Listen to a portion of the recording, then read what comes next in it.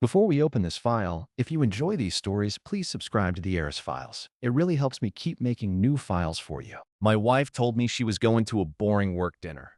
Her exact description was clients, managers, bad wine, and 2 hours of pretending to care about conversations she'd already had at the office. Nothing unusual. Nothing I had any reason to think twice about. Then I found the seating chart. And suddenly, the most important part of that dinner wasn't the client, the restaurant, or the people attending. It was one specific chair, the one next to my wife. My name is Luke Harper, and my wife's name was Emily. We had been married for 10 years. No kids, just the two of us. A mortgage and a dog named Winston, who believed every delivery driver approaching the house was part of an organized attack. I worked in commercial insurance. Emily was a senior account manager at a branding agency. Her job was much more social than mine.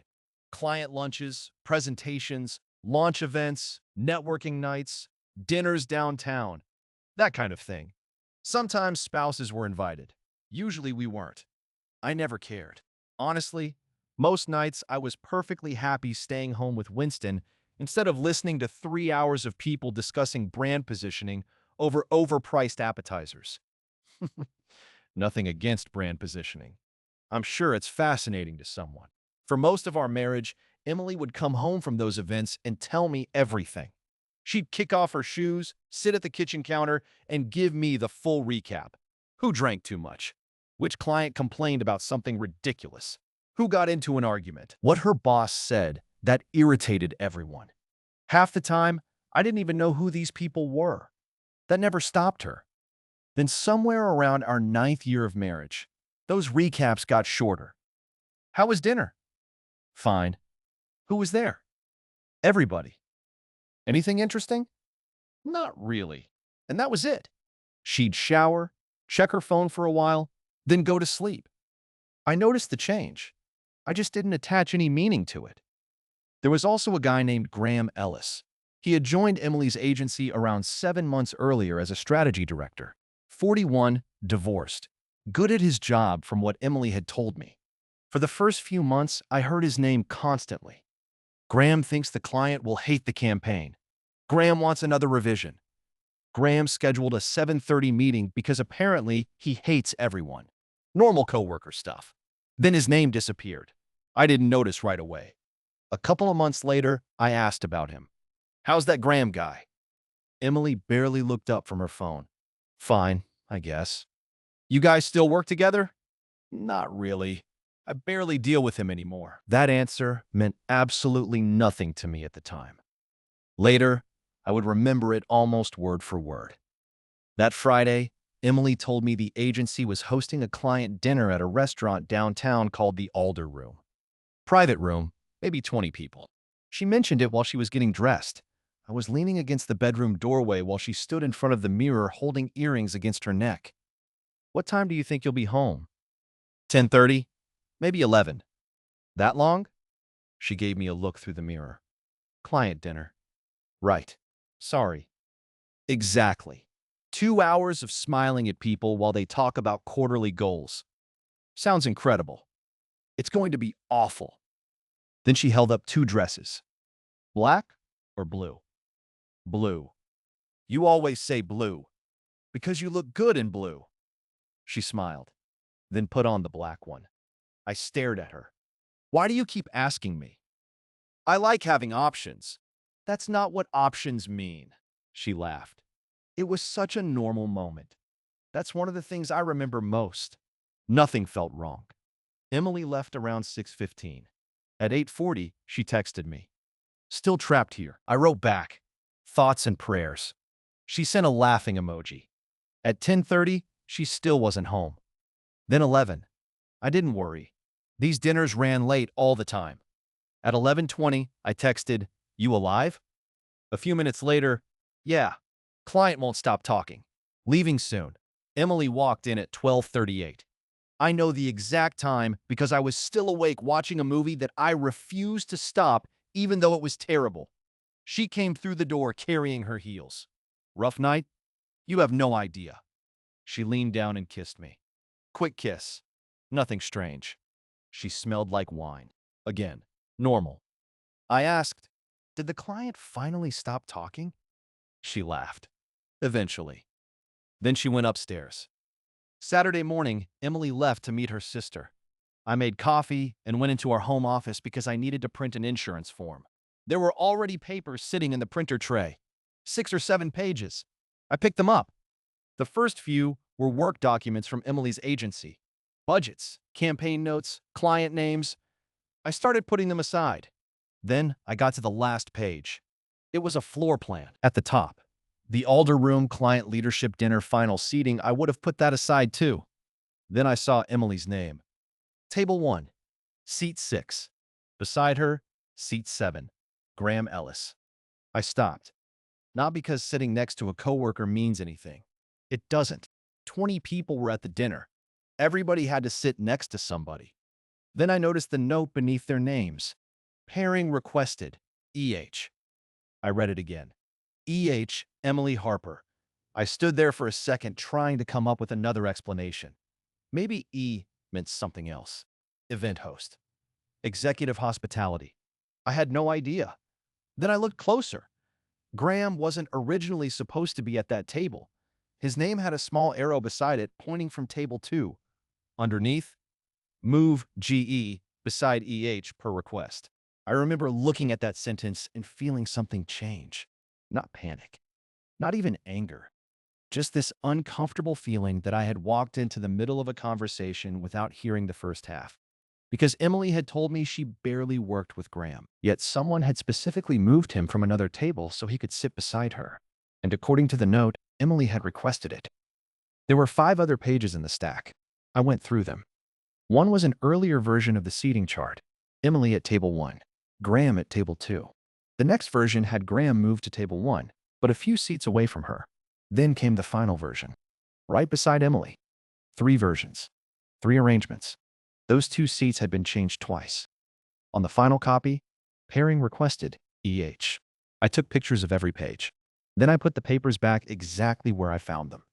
For the next hour, I kept telling myself it could still be work. Maybe Graham needed to talk to a client at Emily's table. Maybe Emily had a reason. Maybe I was turning a seating chart into something it wasn't.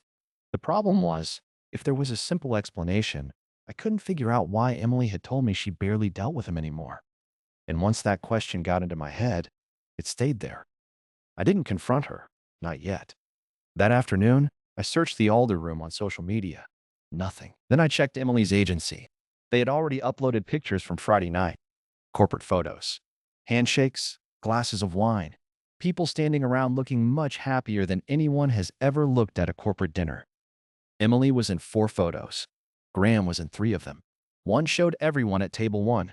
And sure enough, Emily and Graham were sitting side by side, exactly where the chart said they would be. Their shoulders were touching. I stared at that for a while, then told myself the table was crowded.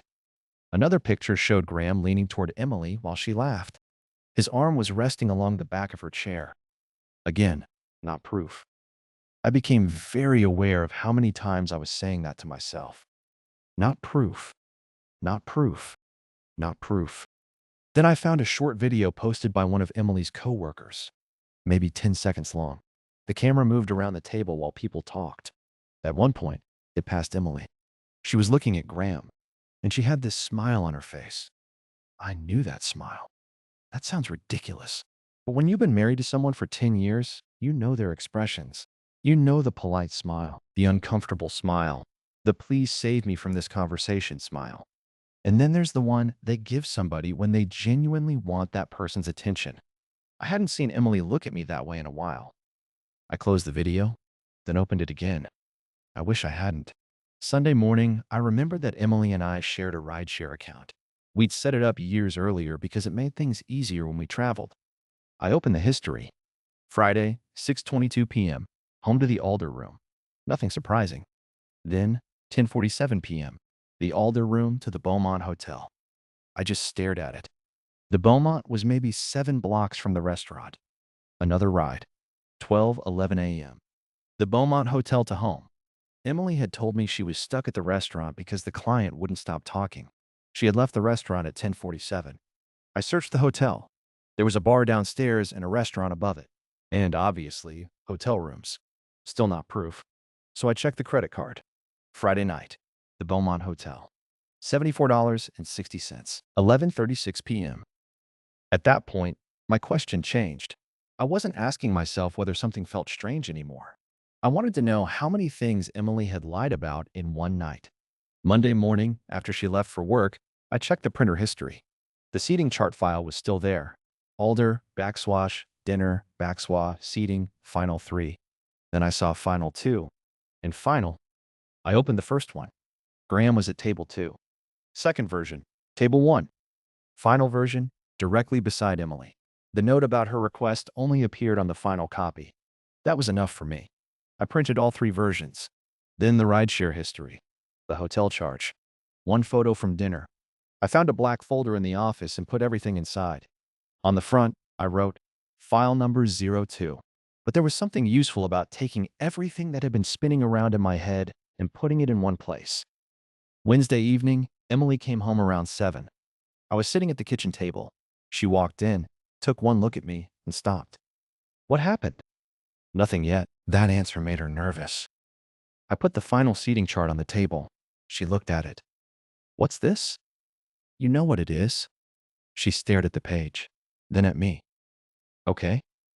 Why did you ask to sit next to Graham? There was a pause. A small one, but it was there. It was work. What work? We're both involved with Whitmore. Then why was he sitting at another table? She frowned at the chart. I don't know. I do. I placed the earlier version beside it, then the second, then the final. 3 seating charts lined up on the table. Somebody moved him twice. I didn't move anybody. Your initials are on the request. Emily crossed her arms. That could mean anything. Great. I nodded. Then this should be easy. I put the rideshare receipt on the table. The Beaumont Hotel. Her face changed. Why did you go there after dinner? She looked at the receipt. We went for drinks. Who's we? People from dinner. How many people? She hesitated. 4, I think. Who? Luke? Seriously? Who? She gave me 2 coworker names. Then Graham. I knew one of those coworkers. Not well, but I had his number, so I called him. Right there. Emily immediately said, What are you doing? He answered. Hey, sorry to bother you. Quick question. Were you guys at the Beaumont after the client dinner Friday? There was a short silence. Then he said, No, I went home after Alder. I thanked him and hung up. Emily closed her eyes. I didn't say anything for a few seconds. Then, who was at the hotel? She stared at the table. Graham. Anybody else? Another pause. No, I already knew. That's the strange thing. I knew before she said it, but hearing her actually say his name still felt completely different. How long? She rubbed her forehead. It's complicated. I laughed. I couldn't help it. Of course it is. Luke. How long? 4 months. By the end of that conversation, 4 months had become 6. They started talking more during a project, then lunches, drinks after work. The first kiss happened after another client event. The first hotel came a few months later. Friday wasn't the first time. It was just the first time she left a seating chart in our printer. I asked her the one question I couldn't stop thinking about. Why did you request that seat? Emily looked at me, then back down. Because I wanted to sit next to him. For all the lies, that answer was almost refreshing. At least it was honest. He didn't ask you? No. You requested it? Yes. Why? She took a few seconds. I knew we wouldn't have much time to talk afterward. I stared at her. You went to a hotel afterward. I know. So you managed. She started crying. Then came everything else. She never meant for it to get this far. She didn't want to lose our marriage. Things with Graham had gotten out of control. She still loved me. I'm sure some of that felt true to her. It just didn't change what had happened. You told me it was a boring work dinner. You'd already planned where you wanted him sitting before you even left this house. Emily wiped her face. It was just a seat. No. I tapped the page. The seat was part of the plan. She looked at me. You asked for him to be moved. Then you went to a hotel with him. Then you came home and told me a client kept you at dinner. She didn't answer. And I think that was the moment I stopped trying to figure out which part of Friday night had been accidental, because none of it was. Emily asked if we could go to counseling. I told her she needed to stay somewhere else first. She went to her sister's place. A few days became a few weeks. We tried counseling 3 times. I wanted to know whether there was something left to save. There wasn't. The problem wasn't that I couldn't forgive one bad decision. I couldn't figure out what the one bad decision was supposed to be. Talking to Graham? The first kiss? The first hotel? The other hotels? Moving his seat? Lying when she came home? At some point, calling 6 months of choices a mistake stopped making sense to me. We filed for divorce 4 months later. It was final before the year ended. Emily and Graham tried being a real couple after we separated. It lasted around 5 months. I heard that from someone else. I thought finding out they had failed would make me feel better. It didn't. Their relationship ending wasn't going to rebuild mine. Once I understood that, I stopped caring what happened to them. For a while, I became weird about work dinners. Not just Emily's. Everybody's. A friend would casually say, "I've got dinner with the office tonight." And my brain would immediately start inventing details. Who's going? Who's sitting next to who? Who picked the restaurant? Where are they going afterward? I knew what I was doing, and I hated it. So I stopped feeding it. I muted Emily on social media, stopped asking mutual friends about Graham, stopped opening file number 020. Eventually, I put the folder in a box in the closet. Then I started doing something much less interesting. I started saying yes when people invited me places. Dinner with my brother, a baseball game with coworkers, coffee with a friend I hadn't seen in almost 2 years. Nothing dramatic happened. Nobody gave me some life-changing speech. I just started having normal evenings again. And after everything that had happened, normal felt pretty good. A few months later, my friend Marcus invited me to his birthday dinner. There were maybe 12 of us. For some reason, I almost canceled. I didn't. When I got there, everyone was standing around a long table trying to figure out where to sit. Marcus looked at me. "Where do you want to be?" For half a second, I actually thought about it. Then I started laughing. I genuinely do not care. I pulled out the closest chair. That was my seat. For the next 2 hours, I ate steak, argued about baseball, listened to a story Marcus had already told me at least 3 times, and laughed harder than I had in months. Driving home, I realized something. I hadn't thought about Emily once. Not when I sat down. Not when people switched seats. Not when somebody moved across the table to talk to someone else.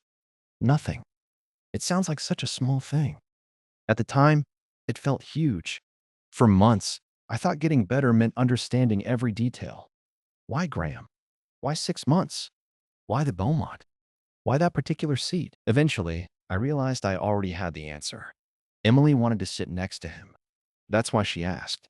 It wasn't a satisfying answer, but it was an answer. And once I accepted it, I stopped needing to turn every decision she made into something more complicated. About a year after the divorce, I sold the house Emily and I had shared. I moved into a smaller place in a neighborhood I liked better. Winston came with me.